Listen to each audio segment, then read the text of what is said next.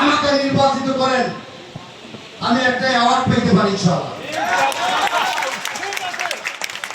ইনশাআল্লাহ। অতএব আমরা যদি বৃহত্তর মিরপুরে রাষ্ট্র পরিচালনার দায়িত্বে থাকি, পল্লবী মিরপুর কাফরুল এটাকে কখনোই আমি আলাদা চোখে দেখি না। বৃহত্তর মিরপুরে আমরা সবাই একে অপরের ভাই। আমিনুল হক মন্ত্রী হলে আমাকে যাইতে হবে না, ফোন দিলে কাজ করবো। মিরপুরের সন্তান, আর আমি যদি ছোটখাটো একটা অ্যাওয়ার্ড পাই তাহলে আর শক্তি পারবে আপনাদের ইনশাআল্লাহ।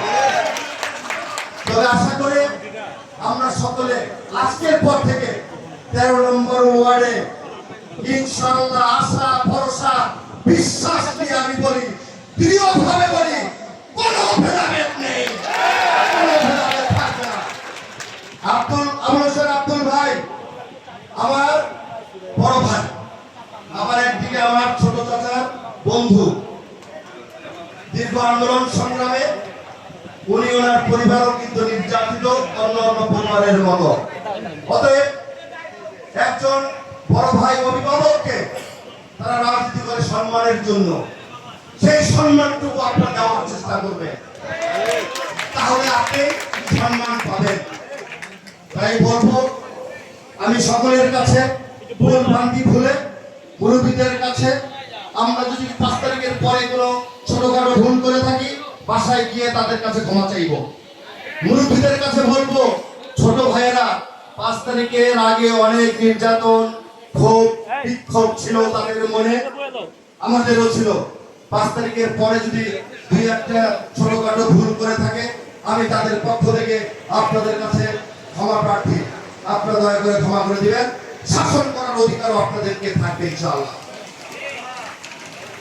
আমি সময় ক্ষেপণ না করি, আমি কথা বলতে গেলে মধ্যে থামতে পারবো না। প্রধান অতিথি তার বাসায় মিটিং এবং 2 নম্বর ওয়ার্ডের প্রোগ্রাম আছে, ওনাকে একটু সময় দেই।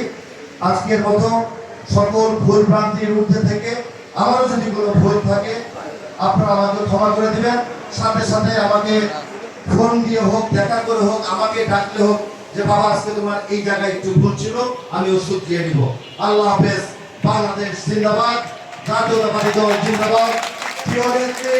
বাংলাদেশের অহংকার আবশ্যিক দেশ নেত্রী বেগম খালেদা জিয়া জিন্দাবাদ। বিএনপির ভারপ্রাপ্ত চেয়ারম্যান আমার নেতা জনাব তারেক রহমান জিন্দাবাদ জিন্দাবাদ। শহীদ রাষ্ট্রপতি জিয়াউর রহমান অমর হোক। রাখো প্লিজ, প্লিজ কথা শোনার চেষ্টা করো, বক্তব্য শুনবা প্লিজ। অসংখ্য ধন্যবাদ। আমাদের আগামী দিনের 15 আসনের অভিভাবক এবং বর্তমান এবং আমাদের অভিভাবক অতি সুন্দর এবং দিক নির্দেশনামূলক বক্তব্য দেওয়ার জন্য 13 নম্বর ওয়ার্ডবাসীকে। সংগ্রামী উপস্থিতি, আমাদের মাঝে আরো একজন উপস্থিত হয়েছে ইতিমধ্যে বাংলা কলেজের সাবেক সংগ্রামী সাধারণ সম্পাদক এবং সাবেক সভাপতি এবং মহানগর উত্তর যুবদলের সাবেক সংগ্রামী যুগ্ম আহ্বায়ক আমার কারা বড় ভাই আমিনুল হক ভাই সহ কাশিমপুর 2-এ আমরা যখন ছিলাম, সেই অন্যতম বড় ভাই জনাব আইয়ুব আলী ভাই।